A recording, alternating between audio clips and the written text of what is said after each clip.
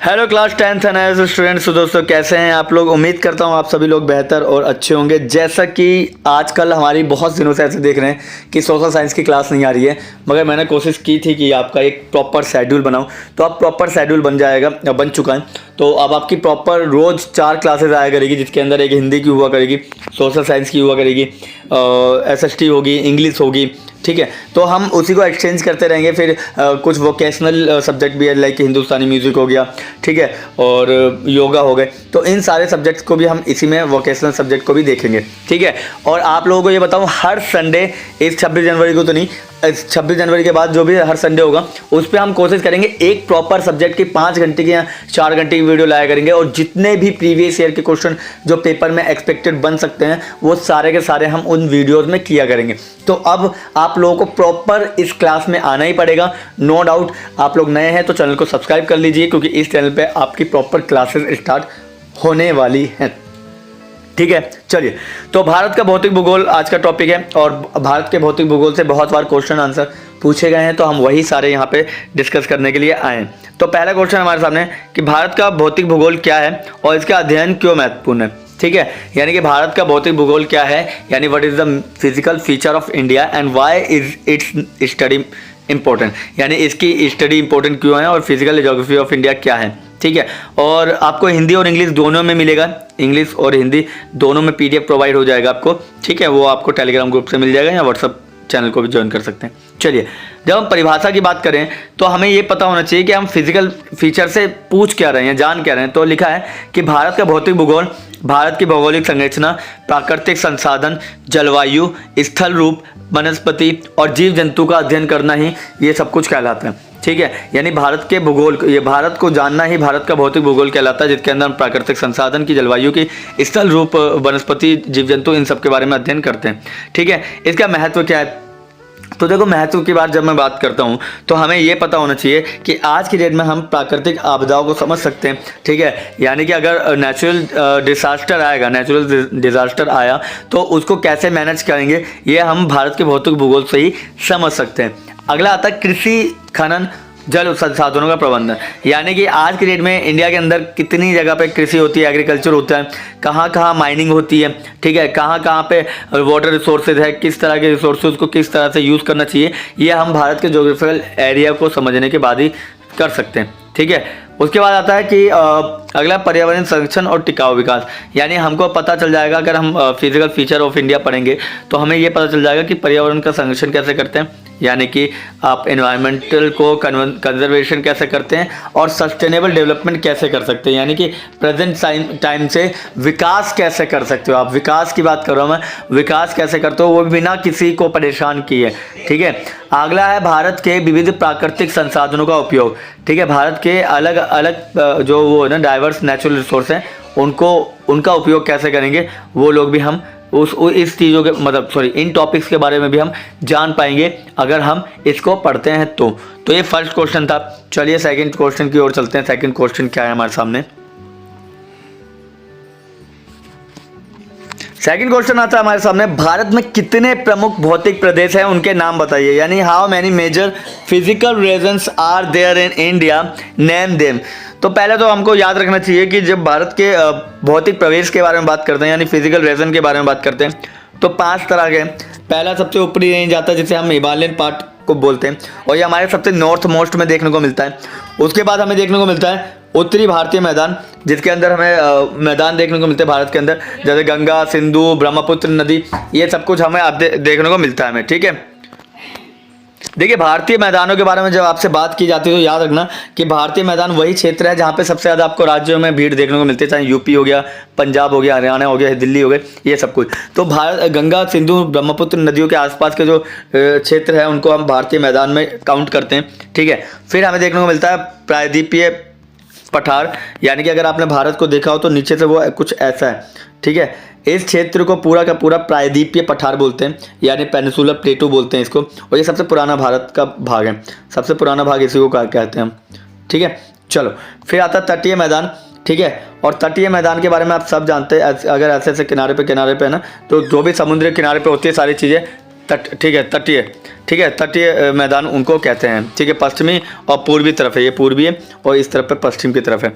And last है हमारे पास थार मरुस्थल, और थार मरुस्थल इस तरफ है राजस्थान की तरफ। तो इस तरीके से 5 तरह से हमारे देश के अंदर आपको देखने को मिलेगा, ठीक है, ठीक है।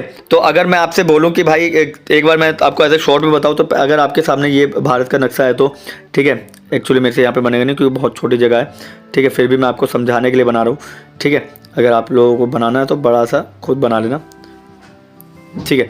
चलो, अगर आपके सामने ये भारत का नक्शा है तो सबसे ऊपर हिमालयन रीजन है, ठीक है, सबसे ऊपर क्या है, सबसे ऊपर है हिमालय रीजन, ठीक है। फिर उसके बाद हमें ये वाला रीजन देखने को मिलता है, ये प्रायद्वीपीय भारत बोलते हैं इसे, ठीक है। यहाँ पे थार है, ठीक है, और यहाँ पे ये तटीय मैदान भी है, ये तटीय मैदान भी इधर पड़ जाता है। बाकी ये गंगा के प्लेन है, ठीक है, गंगा के क्षेत्र बोलते हैं इसे, ठीक है। समझ में आ गया? तो ये 5 तरह की ज़मीनें हमें देखने को मिलती है, ठीक है। चलिए थर्ड क्वेश्चन की तरफ चलते हैं। और थर्ड क्वेश्चन क्या है हमारे सामने, भारत में जलवायु के प्रमुख प्रकार क्या हैं। जब हम थर्ड क्वेश्चन की तरफ चलते हैं तो हमें ये पता होना चाहिए कि भारत में जलवायु के प्रमुख प्रकार क्या हैं। कई बार पूछे गए हैं। तो 5 प्रकार की जलवायु होती है भारत के अंदर, और इन 5 को याद रखिएगा, कई बार पूछा भी जाता है। तो पहले तो उष्णकटिबंधीय मानसूनी जलवायु। अधिकांश भारत में ना ये इसी तरह की हमें वो देखने को मिलती है, जलवायु देखने को मिलती है। भारत के अंदर तो बेसिकली यही है कि गर्मी भी है और फिर मानसून आता है, उसके कारण ठंड आती है, ये वाली तो हमारे यहाँ है। फिर आता है शुष्क जो है वो थार मरुस्थल में पाया जाता है, यानी कि एक मरुस्थल भी बोलते हैं इसे, मरुस्थल, ठीक है। मरुस्थल मतलब मरी हुई जमीन, ठीक है। तो वहाँ पे शुष्क एयर क्लाइमेट भी देखने को मिलता है, एरिड क्लाइमेट जो है वो थार डेजर्ट में देखने को मिलता है। उसके बाद हमें देखने को मिलता है अर्ध शुष्क, ठीक है। अर्ध शुष्क जो है वो हमें देखने को मिलता है नीचे दक्कन की तरफ, ठीक है। ये अगर है तो इधर दक्कन की तरफ नीचे आपको देखने को मिलेगा अर्ध शुष्क, यानी सेमी एरिड क्लाइमेट, दक्कन के पठार। फिर उसके अंदर हमें देखने को मिलेगा पर्वतीय जलवायु। अगर आप ऊपर से आ रहे हैं ऐसे करके, ठीक है, ये ऊपर का जो क्षेत्र है, ठीक है, ये वाला, ये पर्वतीय क्षेत्र जो है हमारा हिमालय का, ठीक है, उसको पर्वतीय जलवायु भी बोलते हैं। वहाँ पे हिमालय रीजन है और वहाँ पे हिमालय के बेस पे ही सारा का सारा जलवायु चेंज होता है। सबसे टॉप पे जाओगे तो बर्फ़ इतनी तेज़ होगी और वायु दाब इतना कम होगा कि तुम लोग वहाँ पे सांस ले भी नहीं पाओगे, ठीक है। फिर आता है उप आर्कटिक जलवायु, इसे बोलते हैं सब आर्कटिक क्लाइमेट। यहाँ पर आपको माउंट एवरेस्ट के क्षेत्रों में मिलेगा, ये सबसे ऊँचे क्षेत्रों में आपको देखने को मिलेगा सब आर्कटिक क्लाइमेट। तो ये 5 तरह के क्लाइमेट होते हैं। कई बार आपसे क्वेश्चन में पूछे जाएंगे तो आप लोग इसका आंसर दे दीजिएगा। पहला हमारे सामने क्या है, उष्णकटिबंधीय मानसूनी जलवायु। दूसरा है शुष्क जलवायु। तीसरा अर्ध शुष्क जलवायु। चौथा पर्वतीय जलवायु और 5वां है उप आर्कटिक जलवायु। इंग्लिश में बोलूँ तो tropical monsoon climate, arid climate, semi arid climate, mountain climate and सब आर्कटिक क्लाइमेट, ठीक है। चलिए, उम्मीद करता हूँ आपको ये समझ में आ गया होगा। इतना लिखेंगे पेपर में आप अच्छे खासे पास हो जाएंगे। पिछले साल बच्चों को जो नोट्स दिए हैं वही लिख के आए हैं और अच्छे मार्क्स पाए हैं उन्होंने।